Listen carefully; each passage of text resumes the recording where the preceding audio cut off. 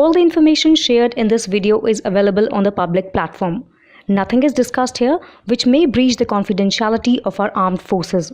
Defense Detective respects our defense forces and works only on the information that is available for public use. The European Union has opted to continue with its restrictions on Pakistani airlines, including Pakistan International Airlines, after recent evaluations raised ongoing safety concerns. The decision, underscored by the possibility of future reviews, follows an exhaustive assessment by the EU Air Safety Committee. During its latest meetings, the committee determined that there were insufficient grounds to amend the current list of air carriers prohibited from operating within the EU. The decision is particularly pertinent to air carriers certified by the Pakistan Civil Aviation Authority, PCA. An on-site review conducted from November 27 to 30, 2023, critically examined the PCA's role in safety oversight and identified multiple areas of concern. These included deviations from established safety procedures and significant understaffing in the Flight Standards Directorate,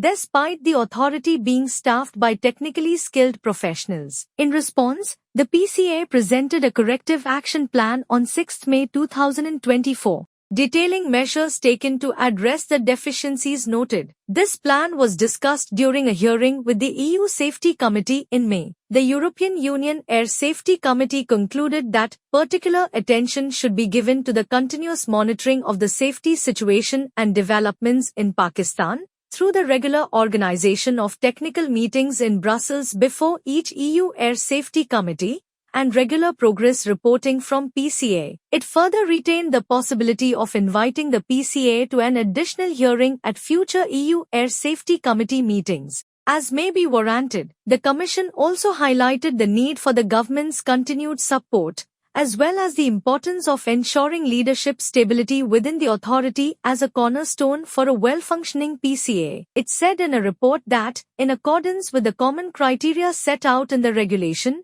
the Commission considers that at this time there are no grounds for amending the list of air carriers, which are subjected to an operating ban within the Union with respect to air carriers certified in Pakistan. It added that EU member states should continue verifying the effective compliance of air carriers certified in Pakistan with the relevant international safety standards through the prioritization of ramp inspections of those air carriers, pursuant to Regulation EU 965/2012, where any relevant safety information reveals imminent safety risks resulting from non-compliance with the relevant international safety standard, further action by the Commission can become necessary in accordance with regulation, it said. Despite these developments, a spokesman for the PCA declined to comment. Pending an official EU statement, he said, "Let us wait for an official statement from the EU as we have been waiting for that. These are relatively old things." Meanwhile,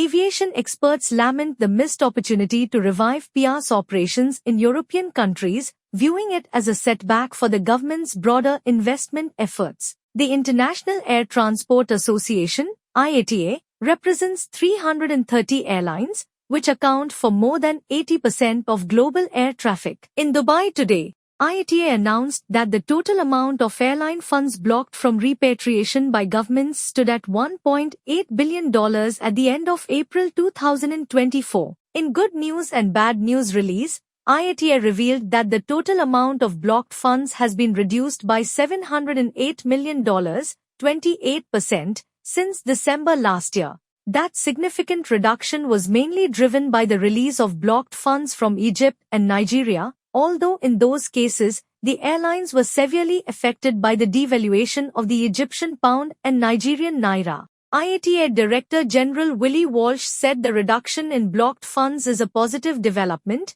adding that the efficient repatriation of airline revenues is guaranteed in bilateral agreements. 8 countries are responsible for 87% of the outstanding $1.6 billion in blocked funds, with Pakistan accounting for $411 million or 25% of the total. The situation is also severe in Bangladesh, with airlines unable to repatriate $320 million, making $731 million from those two markets that are overdue by over 3 years. Walsh said that Pakistan and Bangladesh must release the blocked funds immediately to ensure airlines can continue providing essential air connectivity. IATA said that in Bangladesh, the solution is in the hands of the central bank, while in Pakistan, the solution is finding efficient alternatives to the system of audit and tax exemption certificates. It should be remembered that these funds are blocked by governments or central banks, not just because airlines don't want to pay their bills or send money to the head office. The other 6 countries that have been named and shamed today and the amounts blocked are Algeria, $286 million, XAF Zone *, $151 million, Ethiopia, $149 million, Lebanon, $129 million, Eritrea, $75 million, and Zimbabwe, $69 million. In June last year, $850 million was blocked in Nigeria, which led some airlines to reduce their operations and one carrier, Emirates, to temporarily cease operations in Nigeria, severely impacting the nation's aviation industry. However, by April 2024, 98% of those funds had been cleared, and the remaining $19 million was due to the central bank's verification processes.